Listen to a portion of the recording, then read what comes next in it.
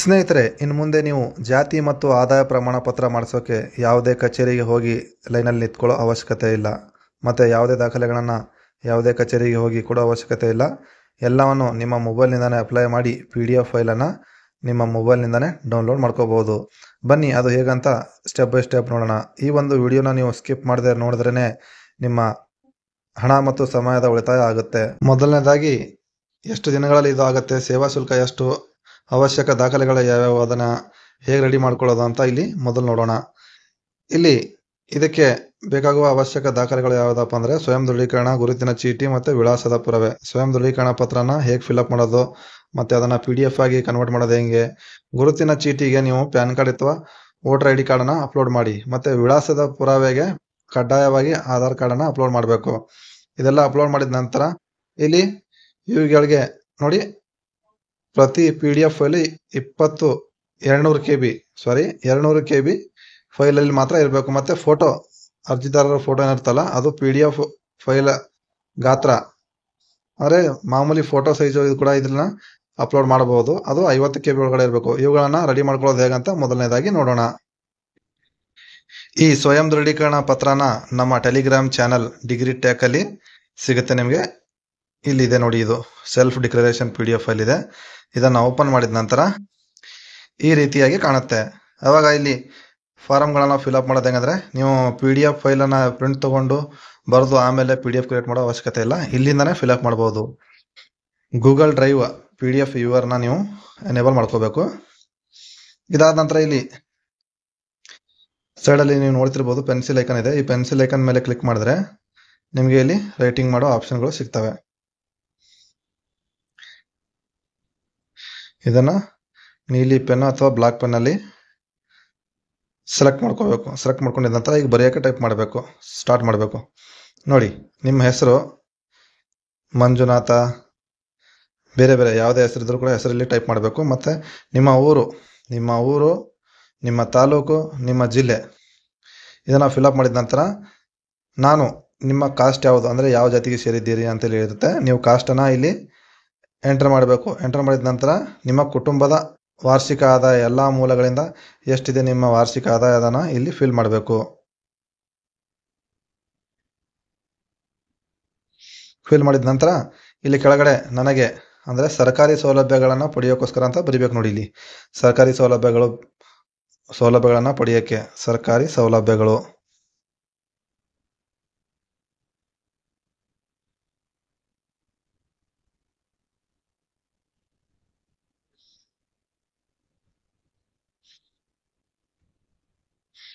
ಸರ್ಕಾರಿ ಸೌಲಭ್ಯಗಳು ಪಡೆಯೋಕ್ಕೋಸ್ಕರ ಇದು ನಿಮ್ಮ ಕಚೇರಿಯಿಂದ ಕಾರ್ಯಾಲಯದಿಂದ ಜಾತಿ ಮತ್ತು ಆದಾಯ ಪ್ರಮಾಣ ಪತ್ರ ಬೇಕು ಅಂತ ಇಲ್ಲಿ ಟೈಪ್ ಮಾಡಬೇಕು, ಬರಿಬೇಕು. ಇಲ್ಲಿ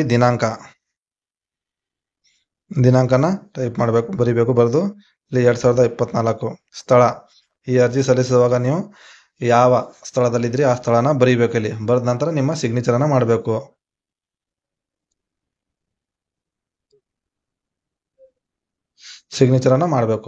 ಮಾಡಿದ ನಂತರ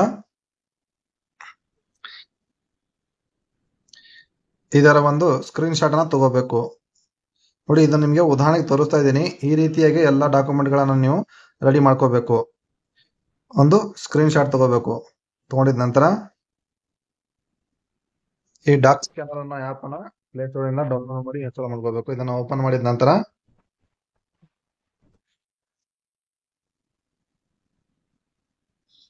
ನೀವಿಲ್ಲಿ ನೋಡ್ತಿರ್ಬೋದು, ಈ ಇಮೇಜ್ ಐಕಾನ್ ಏನಿದೆಯಲ್ಲ, ಗ್ಯಾಲರಿ ಐಕಾನ್, ಇದರ ಮೇಲೆ ಕ್ಲಿಕ್ ಮಾಡಬೇಕು.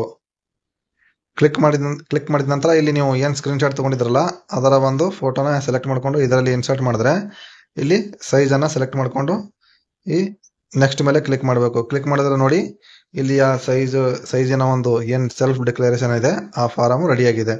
ಮತ್ತು ರೈಟ್ ಕ್ಲಿಕ್ ಮಾಡಿದ ನಂತರ ಇಲ್ಲಿ ಸೇವ್ ಅಂತ ಕಾಣಿಸ್ತಿರ್ಬೋದು ನಿಮಗೆ. ಸೇವ್ ಅಂತ ಇದೆಯಲ್ಲ, ಈ ಸೇವ್ ಮೇಲೆ ಕ್ಲಿಕ್ ಮಾಡಬೇಕು. ಕ್ಲಿಕ್ ಮಾಡಿದಾಗ ಇದು ಎಷ್ಟು ನಮಗೆ ಅವ್ರು ಕೇಳಿರೋದು 200 KB, ಇಲ್ಲಿ 85 KBಯಲ್ಲೇ ಇದು ಫೈಲು ರೆಡಿಯಾಗಿದೆ. ಇದರ ಹೆಸರನ್ನ ಇಲ್ಲಿ ಚೇಂಜ್ ಮಾಡಬೇಕು. ಸೆಲ್ಫ್ ಡಿಕ್ಲರೇಷನ್ ಅಂತ ಸೆಟ್ ಮಾಡಿ.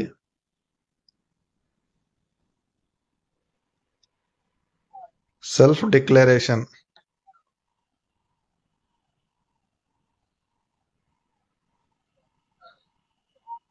ಸೇವ್ ಮಾಡಿದ ನಂತರ ಇಲ್ಲಿ ಇಂಟರ್ನಲ್ ಸ್ಟೋರ್ ಇದೆಯಲ್ಲ, ಇಂಟರ್ನಲ್ ಸ್ಟೋರ್ ನಿಮ್ಮ ಫೈಲ್ ಮ್ಯಾನೇಜರ್ನ ಓಪನ್ ಮಾಡ್ಕೋಬೇಕು.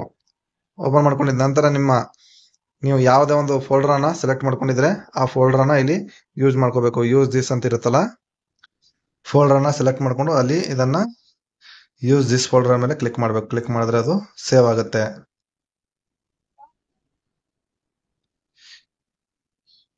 ಇದೇ ರೀತಿ ನೀವು ಎಲ್ಲ ಡಾಕ್ಯುಮೆಂಟ್ ಅಂದ್ರೆ ಆಧಾರ ಪುರಾವೆ ಮತ್ತೆ ಗುರುತಿನ ಪುರಾವೆ ಇವುಗಳನ್ನ ಈ ರೀತಿಯಾಗಿ ಸೇವ್ ಮಾಡ್ಕೋಬೇಕು. ಇದೆಲ್ಲ ಸೇವ್ ಮಾಡ್ಕೊಂಡಿದ ನಂತರ ಫೋಟೋ ರೈಸೈಸರ್ ಆಪ್ ಅನ್ನ ಓಪನ್ ಮಾಡ್ಕೋಬೇಕು. ಇಲ್ಲಿ ಸೆಲೆಕ್ಟ್ ಫೋಟೋ ಅಂತ ಇದೆಯಲ್ಲ, ಸೆಲೆಕ್ಟ್ ಫೋಟೋಸ್ ಅಂತ ಇದೆಯಲ್ಲ, ಇದ್ರ ಮೇಲೆ ಕ್ಲಿಕ್ ಮಾಡಿ ಫೋಟೋನ ಸೆಲೆಕ್ಟ್ ಮಾಡ್ಕೊಂಡು ಇದು ನೀವು ಫೋಟೋ ಅಂತ ಇಟ್ಕೊಳ್ಳಿ. ಉದಾಹರಣೆಗೆ ಇಲ್ಲಿ ರೀಸೈಜ್ ಅಂತ ಕಾಣಿಸ್ತಿರ್ಬೋದು. ಈ ರೀಸೈಜ್ ಮೇಲೆ ಕ್ಲಿಕ್ ಮಾಡಿದ್ರೆ ಸ್ಕ್ರೋಲ್ ಮಾಡ್ಕೊಂಡು ಕೆಳಗಡೆ ಬಂದ್ರೆ ಫೈಲ್ ಸೈಜ್ ಅಂತ ನೀವು ನೋಡ್ತಿರ್ಬೋದು. ಫೈಲ್ ಸೈಜ್ ಅಲ್ಲಿ ಇಲ್ಲಿ ಕೆಳಗಡೆ ಬಂದು ಕಸ್ಟಮ್ ಮೇಲೆ ಕ್ಲಿಕ್ ಮಾಡಬೇಕು. ಕ್ಲಿಕ್ ಮಾಡಿದ ನಂತರ ಎಷ್ಟು KB ಇದು ಬೇಕು ಫೋಟೋ ಅಂತ ಹೇಳಿದಾರೆ, ಅಲ್ಲಿ 50 KB ಒಳಗಡೆ ಇರಬೇಕು ಅಂತ. ಇಲ್ಲಿ ನಾವು ಕಸ್ಟಮೈಸ್ ಅಂದ್ರೆ 50 KB ಅಂದ್ರೆ 48 KBನ ಇಲ್ಲಿ ಎಂಟರ್ ಮಾಡಬೇಕು. ಎಂಟರ್ ಮಾಡಿ ಡನ್ ಮೇಲೆ ಕ್ಲಿಕ್ ಮಾಡಿದ್ರೆ ಓಕೆ, ನಮ್ಮ ಫೋಟೋ ಕ್ರಿಯೇಟ್ ಆಗ್ತಾ ಇದೆ 48 KB ಇಲ್ಲಿ. ನೋಡಿ, ಫೋಟೋ ರೀಸೈಜ್ ಆಗಿ 22 KB ಇದೆ. ಈ ರೀತಿಯಾಗಿ ನೀವು ನಿಮ್ಮ ಫೋಟೋನು ರೀಸೈಜ್ ಮಾಡಬೇಕು 50 KB ಒಳಗಡೆ. ಇದೆಲ್ಲ ಮಾಡಿದ ನಂತರ ಫೈರ್ಫಾಕ್ಸ್ ಬ್ರೌಸರ್ ಅನ್ನ ಓಪನ್ ಮಾಡಬೇಕು. ಓಪನ್ ಮಾಡಿ ಇಲ್ಲಿ ನಾಡ ಕಚೇರಿ ಅಂತ ಟೈಪ್ ಮಾಡಿ ಸರ್ಚ್ ಮಾಡಬೇಕು. ನಾಡ ಕಚೇರಿ ಟೈಪ್ ಮಾಡಿ ಸರ್ಚ್ ಮಾಡಿದ ನಂತರ ಇಲ್ಲಿ ಎರಡನೇ ಒಂದು ಲಿಂಕ್ ಲಾಗಿನ್ ಪಬ್ಲಿಕ್ ಅಂತ ನೀವು ನೋಡ್ತಿರ್ಬೋದು. ಲಾಗಿನ್ ಪಬ್ಲಿಕ್ ಅಂತ ಇದೆಯಲ್ಲ, ಇದರ ಮೇಲೆ ಕ್ಲಿಕ್ ಮಾಡಿ ಓಪನ್ ಮಾಡಬೇಕು. ಓಪನ್ ಮಾಡಿದ ನಂತರ ಈ ರೀತಿಯಾದ ನಿಮಗೆ ಪೇಜ್ ಓಪನ್ ಆಗುತ್ತೆ. ನಾಡ ಕಚೇರಿ ವೆಬ್ಸೈಟ್ ನ ಅಧಿಕೃತ ಒಂದು ಪೇಜ್ ಇರೋದು. ಇಲ್ಲಿ ನಿಮ್ಮ ಮೊಬೈಲ್ ನಂಬರ್ ನ ಎಂಟರ್ ಮಾಡಿ ಗೆಟ್ OTP ಮೇಲೆ ಕ್ಲಿಕ್ ಮಾಡಬೇಕು. ಬಂದಿರೋ OTP ನ ಇಲ್ಲಿ ಎಂಟರ್ ಮಾಡಿ ಲಾಗಿನ್ ಮೇಲೆ ಕ್ಲಿಕ್ ಮಾಡಬೇಕು. ಕ್ಲಿಕ್ ಮಾಡಿದ ನಂತರ ಈ ರೀತಿಯಾದಂತ ನಾಡ ಕಚೇರಿಯ ಹೋಮ್ ಪೇಜ್ ಓಪನ್ ಆಗುತ್ತೆ. ಓಪನ್ ಆಗಿದ ನಂತರ ಇಲ್ಲಿ ನೋಡ್ತಿರ್ಬಹುದು ಹೊಸ ವಿನಂತಿ ಏನಿದೆಯಲ್ಲ, ಈ ಹೊಸ ವಿನಂತಿ ಮೇಲೆ ಕ್ಲಿಕ್ ಮಾಡಬೇಕು. ಕ್ಲಿಕ್ ಮಾಡಿದ್ರೆ ಕೆಲವು ಆಪ್ಷನ್ಗಳು ಓಪನ್ ಆಗ್ತವೆ. ಅಲ್ಲಿ ಜಾತಿ ಪ್ರಮಾಣ ಪತ್ರ ಇದೆಯಲ್ಲ, ತಿರ್ಗಾ ಇದ್ರ ಮೇಲೆ ಕ್ಲಿಕ್ ಮಾಡಬೇಕು. ಕ್ಲಿಕ್ ಮಾಡಿದ ನಂತರ ನೀವು ಸೈಡಲ್ಲಿ ಇಲ್ಲಿ ನೋಡ್ತಿರ್ಬಹುದು ಜಾತಿ ಪ್ರಮಾಣ ಪತ್ರ ಇದೆಯಲ್ಲ, ಇದ್ರ ಮೇಲೆ ಕ್ಲಿಕ್ ಮಾಡಿ ಮುಂದುವರಿಬೇಕು. ಮುಂದುವರೆದ ನಂತರ ಈ ಪ್ರಮಾಣ ಪತ್ರ ಮಾಡ್ಸೋಕೆ ಎಷ್ಟು ದಿನ ಟೈಮ್ ಬೇಕಾಗುತ್ತೆ, ಫೀಸ್ ಎಷ್ಟು, ಮತ್ತೆ ಸ್ಪೀಡ್ ಪೋಸ್ಟ್ ಬೇಕಾಗುವ ಅಗತ್ಯ ದಾಖಲೆಗಳು ಎಷ್ಟು, ಮತ್ತೆ ಇಲ್ಲಿ ನೀವು ಸ್ಟಾರ್ ಹಾಕಿರುವಂತ ದಾಖಲೆಗಳು ನೋಡ್ತಾ ಇದ್ದಲ್ಲ, ಇವು ಕಡ್ಡಾಯವಾಗಿ ಬೇಕೇ ಬೇಕಾಗುತ್ತೆ. ಅದಾದ ನಂತರ ಇಲ್ಲಿ ಕೆಳಗಡೆ ಪ್ರತಿಯೊಂದು ಈ ದಾಖಲೆಗಳೇನಿದಾವಲ್ಲ, ಈ ದಾಖಲೆಗಳು PDF ಅಲ್ಲಿ ಇರಬೇಕು. ಅದು ಕೂಡ 200 KB ಒಳಗಡೆ ಇರಬೇಕು ಅಂತ ಇಲ್ಲಿ ಹೇಳ್ತಾ ಇದ್ದಾರೆ. ಮತ್ತೆ ಫೋಟೋ 50 KB ಒಳಗಡೆ ಇರಬೇಕು. ಯಾವ ರೀತಿಯಾಗಿ ನಾವು PDF ಫೈಲು ಮತ್ತೆ ಫೋಟೋನ ರೀಸೈಜ್ ಮಾಡಿ 200 KB ಮತ್ತೆ 50 KB ಒಳಗಡೆ ಕಂಪ್ರೆಸ್ ಮಾಡಬೇಕು ಅಂತ ನೋಡಿದ್ವಿ.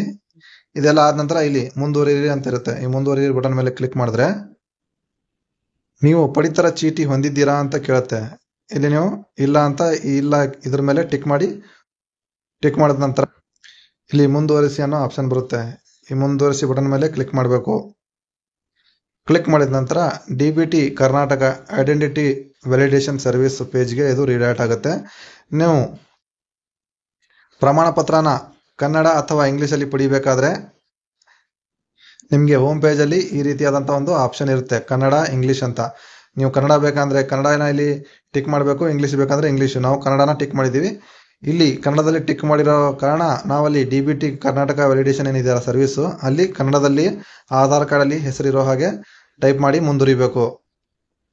ಇದೇ ರೀತಿ ನೀವು ಇಲ್ಲಿ ಕನ್ನಡದಲ್ಲೇ ನಿಮ್ಮ ಹೆಸರನ್ನ ಟೈಪ್ ಮಾಡಬೇಕಾಗತ್ತೆ. ನಿಮ್ಮ ಹೆಸರನ್ನ ಕನ್ನಡದಲ್ಲಿ ಟೈಪ್ ಮಾಡಿ ಇಲ್ಲಿ ಆಧಾರ್ ಕಾರ್ಡ್ ಎಂಟರ್ ಮಾಡಿ ಈ ಟಿಕ್ ಮಾರ್ಕ್ ಬಾಕ್ಸ್ ಇರುತ್ತಲ್ಲ, ಇದರ ಮೇಲೆ ಟಿಕ್ ಮಾಡಿ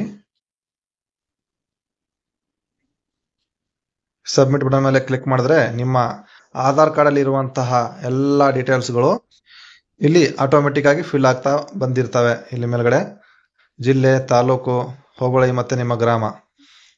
ಅದಾದ ನಂತರ ಅರ್ಜಿದಾರರ ಹೆಸರು ಇರುತ್ತಲ್ಲ, ಶ್ರೀಮತಿ, ಕುಮಾರ, ಕುಮಾರಿ ಅಂತಿರುತ್ತೆ. ನೀವು ಮದುವೆ ಆಗಿದ್ರೆ ಶ್ರೀ ಅಂತ ಹಾಕಿ, ಒಂದ್ ವೇಳೆ ಹುಡುಗ ಮದುವೆ ಆಗಿಲ್ಲ ಅಂತಂದ್ರೆ ಕುಮಾರ ಅಂತ ಹಾಕಿ, ಒಂದ್ ವೇಳೆ ಹುಡುಗಿ ಮದುವೆ ಆಗಿಲ್ಲ ಅಂತಂದ್ರೆ ಕುಮಾರಿ ಅಂತ ಹಾಕಿ, ಮದುವೆ ಆಗಿದ್ರೆ ಹುಡುಗಿ ಶ್ರೀಮತಿ ಅಂತ ಹಾಕ್ಬೇಕು. ಅದಾದ ನಂತರ ತಂದೆ ಅಥವಾ ಗಂಡ ಅಂತ ಇರುತ್ತೆ. ಭಿನ್ನ ಕೋ ಇರುತ್ತೆ. ಭಿನ್ನ ಅಂದ್ರೆ ತಂದೆ, ಕೋ ಅಂದರೆ ಗಂಡ. ಇಲ್ಲಿ ಆಪ್ಷನ್ ಅನ್ನು ನೀವು ಗಮನದಲ್ಲಿ ಇಟ್ಕೋಬೇಕು. ಅದಾದ ನಂತರ ವಿಳಾಸದ ಬಾಕ್ಸ್ ಏನಿದೆಯಲ್ಲ, ಇಲ್ಲಿ ನಿಮ್ಮ ಊರು, ನಿಮ್ಮ ತಾಲೂಕು, ನಿಮ್ಮ ಜಿಲ್ಲೆ ಮತ್ತು ನಿಮ್ಮ ಪಿನ್ ಕೋಡು. ಇಲ್ಲಿ ಹೊಸ ಆಪ್ಷನ್ಗಳು ಬಂದಿರೋ ಏನಪ್ಪಾ ಅಂದರೆ ಮೊಬೈಲು ಮತ್ತು ಇಮೇಲ್ ಎರಡನ್ನ ಕಂಪಲ್ಸರಿ ಹಾಕಲೇಬೇಕು. ಯಾಕಂದರೆ ಇಮೇಲ್ ಐ ಡಿಗೆ ನಿಮ್ಮ ಒಂದು ಡಾಕ್ಯುಮೆಂಟ್ ಅಂದರೆ ದಾಖಲೆ ಪ್ರಮಾಣ ಪತ್ರ ರೆಡಿ ಆದರೆ ಪಿ ಡಿ ಎಫ್ ಫೈಲ್ ಬರುತ್ತೆ, ಮತ್ತು ಇಲ್ಲಿ ಮೊಬೈಲ್ ನಂಬರ್ಗೆ PDF ಫೈಲ್ ಲಿಂಕ್ ಬರುತ್ತೆ. ಇದನ್ನು ಕಡ್ಡಾಯವಾಗಿ ಇಲ್ಲಿ ಕೊಡಲೇಬೇಕು. ಇದನ್ನು ಟಿಕ್ ಮಾಡದೆ ಹೋದರೆ ಮತ್ತು OTP ಪಡ್ಕೊಂಡು ವೆರಿಫೈ ಮಾಡದೆ ಹೋದರೆ ನಿಮ್ಮ ಒಂದು ದಾಖಲೆನ ಇಲ್ಲಿ ಮುಂದುವರ್ಸೋಕ್ಕಾಗಲ್ಲ.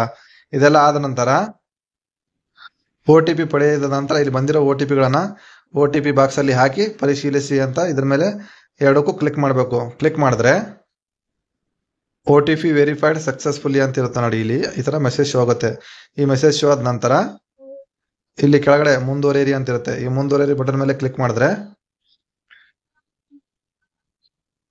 ಪ್ರಮಾಣ ಪತ್ರದ ವಿವರಗಳಲ್ಲಿ ಫಿಲ್ ಮಾಡಬೇಕಾಗುತ್ತೆ. ಮೀಸಲಾತಿ ವರ್ಗ 2B 2A 3A ಈ ಥರ ಇರ್ತಲ್ಲ, ಅದನ್ನ ಇಲ್ಲಿ ಸೆಲೆಕ್ಟ್ ಮಾಡ್ಕೋಬೇಕು. ಸೆಲೆಕ್ಟ್ ಮಾಡ್ಕೊಂಡ್ರೆ ನಿಮ್ಮ ಜಾತಿಯನ್ನು ಇಲ್ಲಿ ಶೋ ಆಗ್ತಾ ಇರುತ್ತೆ. ಆ ಜಾತಿನ ಸೆಲೆಕ್ಟ್ ಮಾಡಿಕೊಂಡು ನಿಮ್ಮ ಕುಟುಂಬದ ವಾರ್ಷಿಕ ಆದಾಯ ಅಂದರೆ ನೀವು ಸ್ವಯಂ ದೃಢೀಕರಣ ಪತ್ರದಲ್ಲಿ ಎಷ್ಟು ಫಿಲ್ ಮಾಡಿರ್ತೀರೋ ಅಷ್ಟೇ ಪ್ರಮಾಣದ ಇಲ್ಲಿ ಆದಾಯನ ಎಂಟರ್ ಮಾಡಬೇಕು. ಯಾವ ಉದ್ದೇಶಕ್ಕೆ? ಸರ್ಕಾರಿ ಉದ್ಯೋಗ ಇತರೆ ಅಂತಿರುತ್ತೆ. ನೀವು ಸರ್ಕಾರಿ ಸೌಲಭ್ಯಗಳಿಗೆ ಬೇಕಂತಂದ್ರೆ ಅಲ್ಲಿ ಸರ್ಕಾರಿ ಅಂತ ಹಾಕಬೇಕು. ಉದ್ಯೋಗಕ್ಕೆ ಬೇಕಂದ್ರೆ ಉದ್ಯೋಗ ಸೆಲೆಕ್ಟ್ ಮಾಡ್ಕೋಬೇಕು. ಇತರೆ ಅಂದ್ರೆ ಇನ್ನಿತರ ಯಾವುದೇ ರೀತಿಯಾದಂತಹ ಸರ್ಕಾರಿ ಸೌಲಭ್ಯಗಳು, ಸಬ್ಸಿಡಿಗಳು ಎಲ್ಲಾದ್ರೂ ಕೇಳಿದ್ರೆ ಅದಕ್ಕೆ ಇತರೆ ಅಂತ ಸೆಲೆಕ್ಟ್ ಮಾಡ್ಕೊಂಡು ಇಲ್ಲಿ ಮುಂದುವರಿಯಿರಿ ಬಟನ್ ಮೇಲೆ ಕ್ಲಿಕ್ ಮಾಡಬೇಕು. ಕ್ಲಿಕ್ ಮಾಡಿದ್ರೆ ಡಾಕ್ಯುಮೆಂಟ್ ಅಪ್ಲೋಡ್ ಮಾಡುವಂತ ಪೇಜ್ ಓಪನ್ ಆಗುತ್ತೆ. ಇಲ್ಲಿ ನಿಮ್ಮ ಕ್ಯಾಮ್ರಾ, ನಿಮ್ಮ ಏನಿದೆಯಲ್ಲ 50 KB ಒಳಗಡೆ ಇರೋ ಫೋಟೋ ಮತ್ತೆ 200 KB ಅಲ್ಲಿ ಮಾಡಿರುವಂತಹ ಎಲ್ಲ ಡಾಕ್ಯುಮೆಂಟ್ಗಳು ಇರ್ತವೆ ನೋಡಿ. ಇದಕ್ಕೆ ಡೈರೆಕ್ಟ್ ಆಗಿ ಇಲ್ಲಿ ಬ್ರೌಸ್ ಫಸ್ಟ್ಗೆ ನಿಮ್ಮ ಫೋಟೋನ ಅಪ್ಲೋಡ್ ಮಾಡಬೇಕು. ಅಪ್ಲೋಡ್ ಮಾಡ್ಬೇಕಂತಂದ್ರೆ ಈ ಬ್ರೌಸ್ ಅಂತ ಇದೆಯಲ್ಲ, ಈ ಬ್ರೌಸ್ ಮೇಲೆ ಕ್ಲಿಕ್ ಮಾಡಿ ನೀವು 50 KB ಒಳಗಡೆ ಮಾಡಿರುವಂತಹ ಫೋಟೋನ ಸೆಲೆಕ್ಟ್ ಮಾಡ್ಕೊಂಡ್ರೆ ಇಲ್ಲಿ ನಿಮ್ಮ ಫೋಟೋ ಕೆಳಗಡೆ ಶೋ ಆಗ್ತಾ ಇರುತ್ತೆ. ಇದಾದ ನಂತರ ಕೆಳಗಡೆ ಸ್ವಯಂ ದೃಢೀಕರಣ ಸೆಲ್ಫ್ ಡಿಕ್ಲರೇಷನ್, ನಾವೇನು PDF ಫೈಲಲ್ಲಿ ರೆಡಿ ಮಾಡಿದ್ದು ಡಾಕ್ಯುಮೆಂಟ್ಗಳು, ಪ್ಯಾನ್ ಕಾರ್ಡು, ಆಧಾರ್ ಕಾರ್ಡ್ ಅಥವಾ ವೋಟರ್ ID ಕಾರ್ಡು, ಇವುಗಳನ್ನ ಇಲ್ಲಿ ಒಂದೊಂದಾಗಿ ಅಪ್ಲೋಡ್ ಮಾಡಬೇಕು. ಸಿಂಪಲ್ ಆಗಿ ನಾವಿಲ್ಲಿ ಬ್ರೌಸ್ ಅಂತಿದೆಯಲ್ಲ, ಈ ಬ್ರೌಸ್ ಮೇಲೆ ಕ್ಲಿಕ್ ಮಾಡಿದ್ರೆ ನಾವೇನು PDF ಫೈಲ್ ರೆಡಿ ಮಾಡಿ ಇಟ್ಕೊಂಡಿದ್ವಲ್ಲ ಆ ಒಂದು ಫೋಲ್ಡ್ರು ಓಪನ್ ಆಗುತ್ತೆ. ಅಂದರೆ ಓಪನ್ ಮಾಡ್ಕೋಬೇಕು ನೀವು. ನಿಮ್ಮ ಫೈಲ್ ಮ್ಯಾನೇಜರ್ಗೆ ರೀಡೇಟ್ ಆದಾಗ ಓಪನ್ ಮಾಡ್ಕೊಂಡ್ರೆ ಸೆಲ್ಫ್ ಡಿಕ್ಲರೇಷನ್ ಇರುತ್ತಲ್ಲ, ಈ ಸೆಲ್ಫ್ ಡಿಕ್ಲರೇಷನ್ನ ಸೆಲೆಕ್ಟ್ ಮಾಡ್ಕೋಬೇಕು. ಸೆಲೆಕ್ಟ್ ಮಾಡ್ಕೊಂಡಿದ ನಂತರ ಇಲ್ಲಿ ಆ ಫೈಲ್ ಸೆಲೆಕ್ಟ್ ಆಗಿದೆ ನೋಡಿ, ಸೆಲ್ಫ್ ಡಿಕ್ಲರೇಷನ್. ಇಲ್ಲಿ ಅಪ್ಲೋಡ್ ಡಾಕ್ಯುಮೆಂಟ್ ಇದೆಯಲ್ಲ, ಈ ಅಪ್ಲೋಡ್ ಡಾಕ್ಯುಮೆಂಟ್ ಬಟನ್ ಮೇಲೆ ಕ್ಲಿಕ್ ಮಾಡಿದ್ರೆ ಇಲ್ಲಿ ನಿಮಗೆ ಫೈಲ್ ಅಪ್ಲೋಡೆಡ್ ಅಂತ ಕಾಣಬೇಕು. ಫೈಲ್ ಅಪ್ಲೋಡೆಡ್ ಅಂತ ಕಾಣಿದ್ರೆ ಅಲ್ಲಿ ಫೈಲು ಅಪ್ಲೋಡ್ ಆಗಿದೆ ಅಂತ ಅರ್ಥ. ಇದೇ ರೀತಿ ಎಲ್ಲ ಫೈಲ್ಗಳನ್ನು ಅಪ್ಲೋಡ್ ಮಾಡಿ ಇಲ್ಲಿ ಸಲ್ಲಿಸಿ ಬಟನ್ ಇದೆಯಲ್ಲ, ಈ ಸಲ್ಲಿಸಿ ಬಟನ್ ಮೇಲೆ ಕ್ಲಿಕ್ ಮಾಡಬೇಕು. ಕ್ಲಿಕ್ ಮಾಡಿದ ನಂತರ ನಿಮಗೆ GSC ನಂಬರ್ ಅಂದರೆ RD ನಂಬರ್ ಜನರೇಟ್ ಆಗುತ್ತೆ. ಇದನ್ನ ಸ್ಕ್ರೀನ್ಶಾಟ್ ತಗೊಂಡು ಇಟ್ಕೋಬೇಕು ನೀವು. ಇಟ್ಕೊಂಡಿದ ನಂತರ ಇಲ್ಲಿ ಓಕೆ ಕ್ಲಿಕ್ ಮಾಡಿ ಮುಂದುವರೆದ್ರೆ ಈ ಸೈನ್ ಫೈಲ್ಗೆ ರೀಡೈರೆಕ್ಟ್ ಆಗ್ತೀವಿ. ಇಲ್ಲಿ ಈ ಸೈನ್ ಅಂತಿದಲ್ಲ, ಈ ಸೈನು ಡಾಕ್ಯುಮೆಂಟು ರೆಡಿ ಇರುತ್ತೆ. ನಮ್ದು ಅಗ್ರಿಮೆಂಟ್ ಥರ ಇರುತ್ತಲ್ಲ, ಆ ಡಾಕ್ಯುಮೆಂಟು ರೆಡಿ ಇರುತ್ತೆ. ಎಲ್ಲ ನಾನು ಈ ಥರ ಅರ್ಜಿದವನು, ಈ ಆಧಾರ್ ಕಾರ್ಡ್ ಹೊಂದಿರೋನು, ಇದಕ್ಕೆ ಪ್ರಮಾಣೀಕರಿಸುತ್ತೇನೆ ಅಂತ ಹೇಳಿ ಈ ಸೈನ್ಗೆ ಮುಂದುವರಿಬೇಕು. ಈ ಸೈನ್ ಬಟನ್ ಕಾಣಿಸ್ತಾ ಇದೆಯಾ? ಈ ಸೈನ್ ಬಟನ್ ಮೇಲೆ ಕ್ಲಿಕ್ ಮಾಡಿದ್ರೆ CDAC ಅವರ ಈ ಗವರ್ನೆನ್ಸ್ ವೆಬ್ಸೈಟ್ NSDL ಓಪನ್ ಆಗುತ್ತೆ. ಇಲ್ಲಿ ನಿಮ್ಮ ಈ ಚೆಕ್ ಬಾಕ್ಸ್ ಮೇಲೆ ಟಿಕ್ ಮಾಡಿ ಆಧಾರ್ ನಂಬರನ್ನು ಹಾಕಿ ಸೆಂಡ್ OTP ಮೇಲೆ ಕ್ಲಿಕ್ ಮಾಡಬೇಕು. ಕ್ಲಿಕ್ ಮಾಡಿದ್ರೆ ನಿಮ್ಮ ಆಧಾರ್ ನಂಬರ್ಗೆ ರಿಜಿಸ್ಟರ್ ಆಗಿರುವಂಥ ಮೊಬೈಲ್ ನಂಬರ್ ಆಕ್ಟಿವ್ ಆಗಿರಬೇಕು. ಅದಕ್ಕೆ ಇನ್ಕಮಿಂಗ್ ಔಟ್ಗೋಯಿಂಗ್ ಕಾಲ್ ಅಂದರೆ ಮೆಸೇಜ್ಗಳು ಹೋಗ್ತಾ ಬರ್ತಾ ಇರಬೇಕು.